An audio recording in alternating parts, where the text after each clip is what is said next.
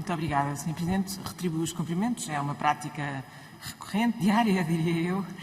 Cumprimento a Sra. Ministra, aos Srs. Secretários de Estado. Sra. Ministra, eu gostava mesmo de começar aqui por este tema do discurso de ódio.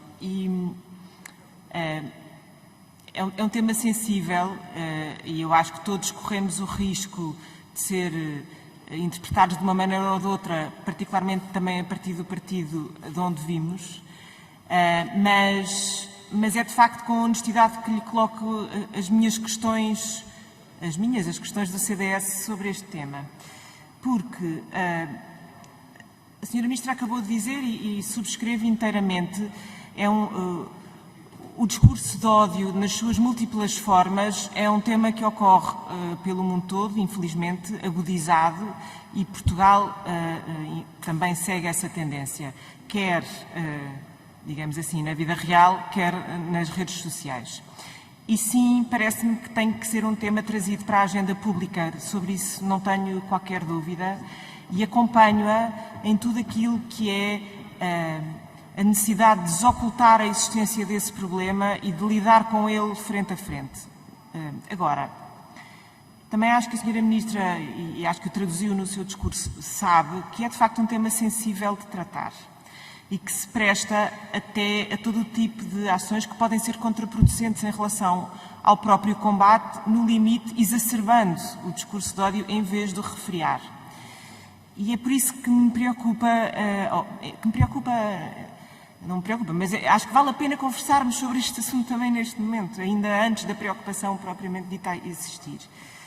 Porque aquilo que vem na SGOP não me oferece, a formulação que vem na SGOP não me oferece nenhum problema, mas aquilo que a Sra. Ministra anunciou aqui no dia 1 de julho que ia fazer e disse que o Governo ia monitorizar o discurso de ódio nas plataformas online, parece-me já um tema sensível.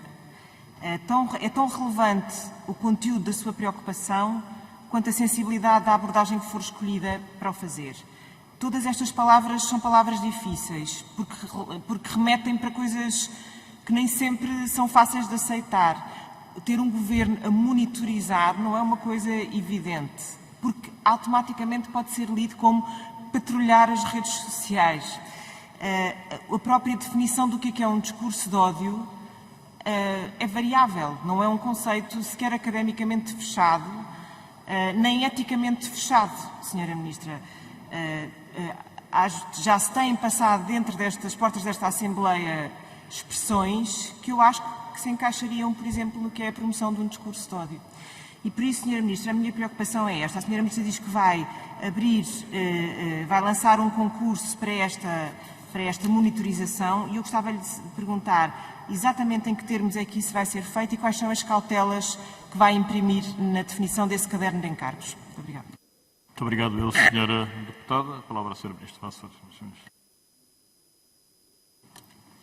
Muito obrigada, Sr. Presidente. Muito obrigada, Sra. Deputada. É, de facto, um tema muito difícil, como todos os temas em que tratamos da liberdade, das liberdades, se preferir a expressão. Porque temos sempre duas liberdades, pelo menos, em causa. A liberdade de expressão e a liberdade das pessoas poderem viver sem medo. E é por isso que o discurso é tão difícil e as linhas são tão tenues e muitas vezes as traduções de expressões que se utilizam são tão arriscadas, digamos assim. E, portanto, para ser completamente clara, a expressão monitorizar não é sinónimo, pelo menos na forma como a apresentei, da expressão vigiar. É simplesmente sinónimo da questão de saber, porque nós precisamos de saber se temos um fenómeno em crescimento e como é que, enquanto país, queremos lidar com ele. Porque sabemos muito bem da história e da experiência internacional que a rapidez com que se passa do discurso para a ação é grande e que um clima de medo que algumas comunidades, que algumas nacionalidades, que algumas escolhas de vida podem ter é um perigo público para todos nós. E por isso a utilização das palavras é arriscada neste tempo, mas aquilo que queremos é que o país possa conhecer este fenómeno melhor para que possa decidir como o quer combater. E não somos só nós que queremos. Porque, por exemplo, esta Assembleia da República, quando aqui há pouco tempo discutiu a Lei 40 de 2020, que entrou em vigor em setembro, relativa a dimensões de serviços da sociedade de informação, também tratou este tema. Também tratou expressamente de um dever de denúncia ao Ministério Público por parte das plataformas eletrónicas relativamente aos conteúdos disponibilizados que possam constituir crime de discriminação e incitamento ao ódio e à violência. E por isso vejo um grande alinhamento de preocupações, até com aqueles grupos parlamentares que mais criticaram aquilo que eu aqui disse numa audição recente, quando o nosso objetivo é simples. O país precisa de conhecer mais sobre este fenómeno, como o mundo precisa de conhecer mais deste fenómeno para poder definir políticas que o possam combater. Sabemos que temos adolescentes que vivem perseguidos num clima de medo e isso vai marcar a sua vida toda e, portanto, nesta vida não temos só liberdades, não temos só uma liberdade, temos várias e aquilo que procuramos é definir políticas públicas que as defendam a todas.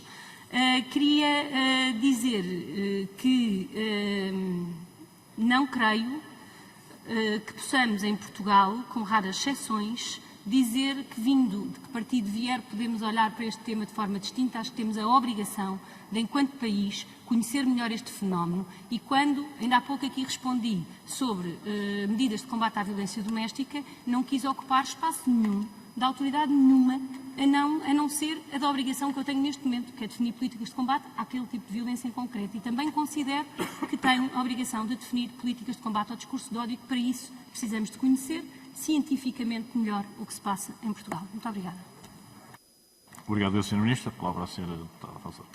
Muito obrigada, Sr. Ministro. Muito obrigada também pela sua resposta.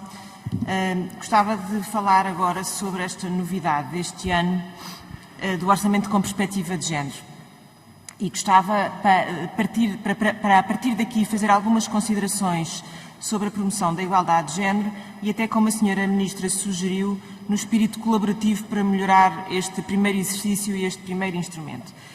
E talvez a primeira coisa, quando olhei e quando li nos elementos informativos e complementares, quando li este capítulo, a primeira coisa que estranhei foi que encontrei pouca informação sobre as desigualdades no sistema educativo prévio ao sistema superior, no ensino não superior. Porque, Sra. Ministra, sei que sabe, que há desde muito cedo desigualdades, se calhar são diversas daquelas para as quais nós temos o nosso olhar mais treinado, tipicamente invertendo o género subrepresentado, que o nosso sistema educativo tem vindo a perpetuar, a replicar, a aumentar. Por exemplo, sabemos que as raparigas chumbam bastante menos no final do terceiro ciclo do que os rapazes, 9% versus 14%, que têm notas mais altas nas classificações internas e nos exames e que, em geral, têm níveis mais elevados completando o ensino obrigatório do que os rapazes. E, portanto, teria gostado de ver também neste orçamento com perspectiva de género estas matérias tratadas, embora, como digo, elas alterem a forma como nós estamos já quase treinados para pensar no tema do género. Em relação àquilo que sim aqui vem mencionado e que é real e que tem a ver com as escolhas, um enviesamento nas escolhas que as mulheres, as raparigas fazem versus os rapazes no seu percurso educativo, que se reflete, por exemplo, numa menor escolha das áreas STEM para as raparigas e TIC, especificamente, do que os rapazes. A verdade é que, mesmo assim, isso tem vindo a melhorar, não é? E alguns indicadores já prevêem que isso possa vir a ter um impacto diferente. Diz que Portugal é o país da OCDE com a maior percentagem de alunas a estudar ciências matemáticas e computação, neste momento, 57%. Portanto, há talvez aqui um caminho de inversão. Há outras áreas que eu não vejo aqui refletidas que também sinto alguma dificuldade até de coisas que vou lendo e de outras áreas que vou trabalhando aqui no Parlamento. Por exemplo, na área da saúde. Por exemplo, no que diz respeito aos infartos do miocárdio ou nos AVCs. Há uma prevalência cada vez maior das mulheres nesta tipologia de doenças do que nos homens. Tem a ver com comportamentos que se podem alterar, formas de escolhas das mulheres. Tem a ver até com normas clínicas de detecção das sintomatologias e depois do diagnóstico, que não estão feitas para para uma figura média, tipicamente baseada num homem, e que depois ocultam a capacidade de diagnóstico nas mulheres. E por isso, sim, acho que é interessante que apareçam estes instrumentos, mas também é interessante que eles vão alargando o seu espectro de ação para incluir outras políticas públicas, que eu percebo que é um primeiro exercício, mas porquê? Não para termos um tábulo de bordo bonito, mas porque eu acho que se este instrumento existe é para que seja acionável na alteração das políticas públicas e, nesse sentido, acho que se peca para alguma coisa é por pouco, porque poderia ter um espectro mais alargado nessas políticas e gostaria de ouvir a disponibilidade da Sra. Ministra para o fazer em colaboração com outras áreas da política pública. Muito obrigada. Obrigado, Sra. Deputada. A palavra à Sra. Ministra para responder. Faça favor. Muito obrigada, Sr. Presidente. Muito obrigada, Sra. Deputada. É de facto um primeiro exercício. Nós procurámos ver as experiências dos vários países neste tema do impacto de género e como medir. É um desafio difícil, que praticamente toda a gente anda à procura da forma de o fazer. Acabámos por identificar um país que seguia um pouco esta linha e perceber que até por força do que é o programa do Governo e da organização daqueles 4 desafios estratégicos, poderia fazer sentido escolher indicadores que nestes 4 desafios pudessem avaliar políticas deste orçamento, porque é no fundo também eu responderei caso normalmente, ou quem estiver nesta pasta, pela evolução destes indicadores em função das medidas de política concretas que aqui estão. Mas queria dizer que o tema da educação, do insucesso escolar e do abandono escolar parece-me um tema muito relevante para incluir aqui, até por significar políticas que provavelmente representam um outro enviesamento de género, para as quais também precisamos de olhar, por isso parece-me existem políticas de redução do abandono escolar que me parece que podem ser mobilizadas e por isso parece-me uma excelente ideia. Relativamente ao tema das STEM, das raparigas e rapazes que escolhem estudar engenharias, precisamos de começar a desagregar um pouco o indicador, porque o número de trabalhadores da saúde, de pessoas que escolhem carreiras de saúde, acaba por enviesar e o que aqui procuramos é isolar o tema das tecnologias de informação. E há indicadores muito impressionantes. No último relatório PISA, mais de 45% dos rapazes com melhor desempenho esperam ter profissões na área da ciência ou da engenharia. E o melhor desempenho, só 15% das raparigas com melhor desempenho escolhem o mesmo. E na área da saúde acontece o inverso. Mais de 45% das raparigas com melhor desempenho espera ter uma carreira na área da saúde e só 15% dos rapazes com melhor desempenho o escolhem. Nunca ninguém acha que vamos aqui à décima ver. Agora, este tipo de enviesamento constrói-se de alguma forma, importa ser desconstruído e tem resultados que importa ser acautelados.